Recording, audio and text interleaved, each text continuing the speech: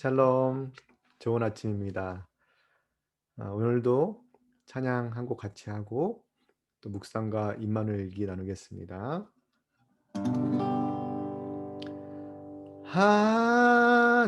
하나님께로 더 가까이 갑니다.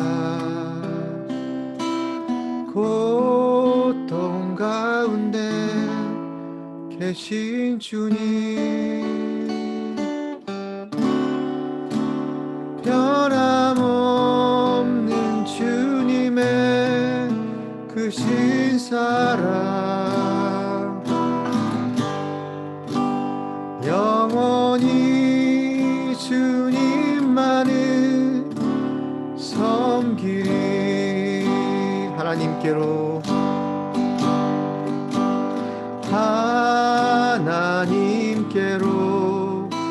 더 가까이 갑니다. 고통 가운데 계신 주님, 변함없는 주님의 그 신사랑 영원히 주님만을 섬기리.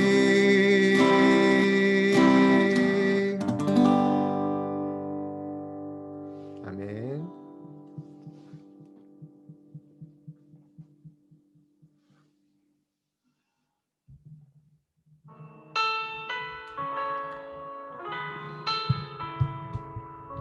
네, 오늘 아침 제가 묵상한 본문은 사도행전 17장 1절부터 9절까지 말씀입니다. 나에게 주시는 말씀은 5절, 그러나 유대인들은 시기하여. 관찰하고 묵상한 내용을 나누겠습니다. 데살로니가에 도착한 바울이 새 안식일에 걸쳐서 성경을 강론하고 예수가 그리스도임에 대해서 증언을 합니다. 여기에 반응하는 두 부류가 성경에 나옵니다. 먼저 4절에서는 경건한 헬라인과 또 적잖은 귀부인이 바울과 실라를 따랐다고 기록합니다. 그들은 바울의 권함을 그대로 받아들였습니다. 하지만 5절에서는 다른 부류에 대해서 이야기합니다.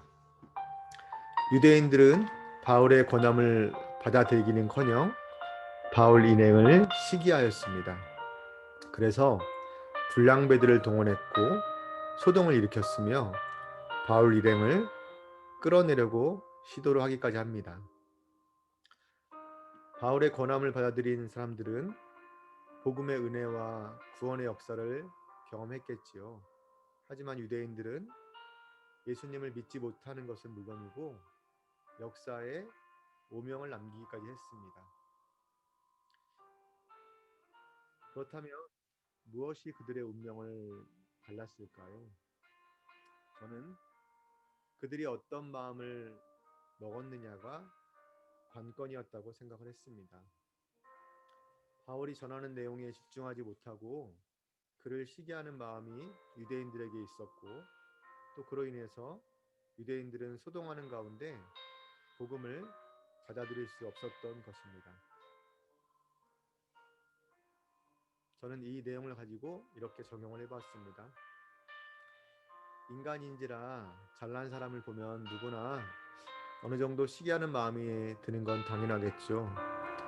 하지만 중요한 건 그 마음이 어느 정도인지 지나치지 않은지가 문제라고 생각합니다. 시기와 부러움이 자신의 성장을 자극하는 촉매제 역할을 한다면 매우 긍정적일 것입니다. 그런데 만약 본문의 유대인들처럼 자신에게 다가온 절호의 기회를 차버리면서 결국 멸망으로 이끄는 역할을 한다면 그 시기하는 마음은 재앙에 가깝다고 해도 과언이 아닐 것입니다. 저에게도 공동체나 모임 안에서 나보다 다른 사람이 각광을 받거나 또 나보다 주목을 받을 때 시기하는 마음이 많이 있었습니다. 제가 그래서 이 부분에 대해서 상담을 공부하면서 프로세스를 많이 했고요. 어느 정도 사라지긴 했지만 여전히 남아있는 게 사실입니다.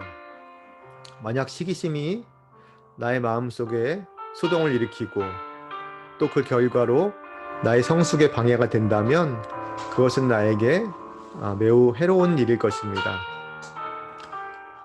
또 한편으로는 나의 잘난 모습을 너무 드러냄으로 인해서 다른 사람들에게 시기심을 불러일으키는 것 역시 어느 정도는 조심해야 할 부분이라고 제가 적용을 해보았습니다. 네. 이어서 임마누엘기 나누겠습니다.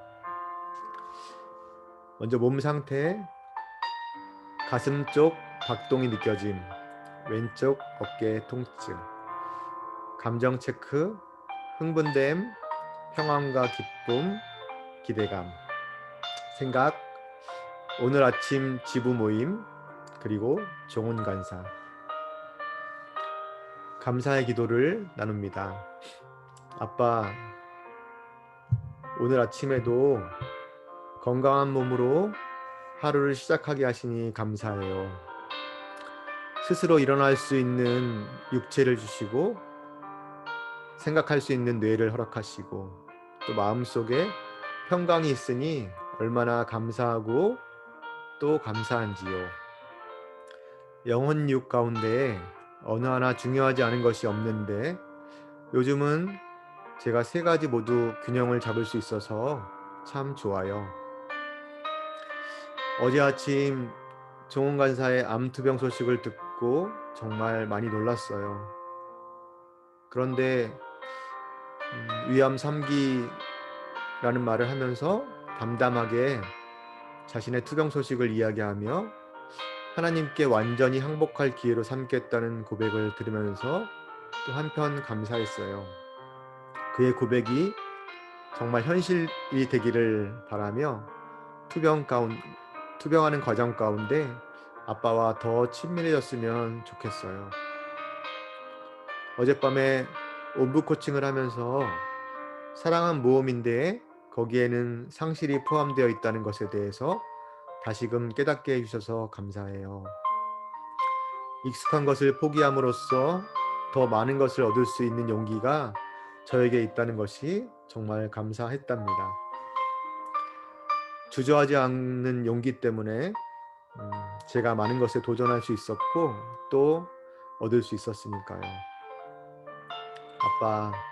아빠와 대화하고 사랑을 나누는 이 시간이 얼마나 귀하고 소중한지요. 사랑해요, 아빠. 나의 모든 것 되시고 찬양받기 합당하신 아빠.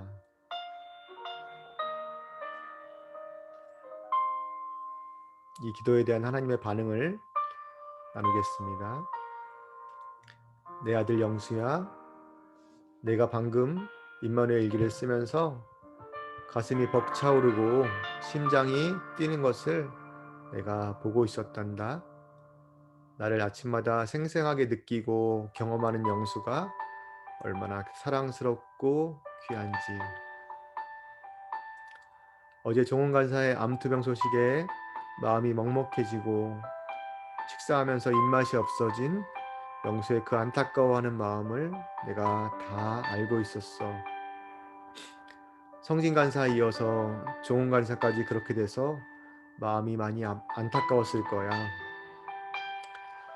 이제 대학원 동기들이 졸업을 앞두고 취업 때문에 분주하게 이력서를 넣고 면접을 보러 다니는 모습을 보면서 마음이 살짝 일렁거리는 영수도 내가 보았단다. 하지만 거기에 동요되지 않고 영수가 가야 할 길에 주목하는 듬직한 모습도 내가 보고 있었지. 그래, 잘하고 있어.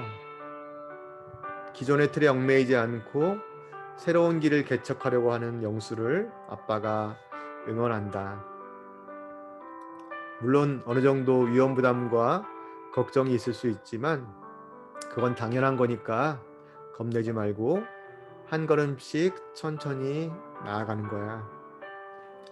든든한 아빠가 영수를 뒤에서 도와주고 있으니 영수는 두려울 게 없을 거야. 그렇지? 나에 대한 사랑을 고백하고 나의 임재를 경험하는 이 시간을 계속 가져주니 참 고맙다. 아빠는 영수를 가장 기뻐하고 자랑스러워 한단다. 영수야, 많이 많이 사랑한다. 네, 오늘도 찬양과 또 묵상 임마누엘기를 함께 나눠서 참 감사합니다. 1월 22일 금요일 아침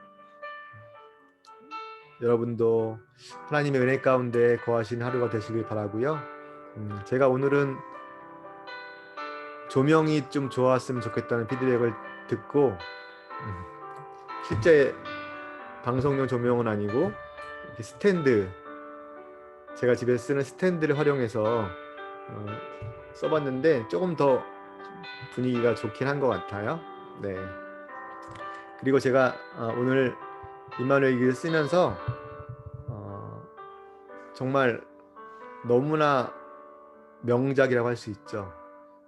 스카페에게 아직도 가야 할 길을 여러분과 함께 읽어드리는 시간을 이 임마누엘기와는 별도로 좀 가졌으면 좋겠다는 생각을 해보았습니다. 너무나 정말 구구절절 진리와 같은 그런 이야기들이 많이 기록되어 있는데 아마 오늘 내일 중에 새로 시작할 것 같습니다. 이것도 많이 기대해 주십시오. 감사합니다. 내일 또 봐요.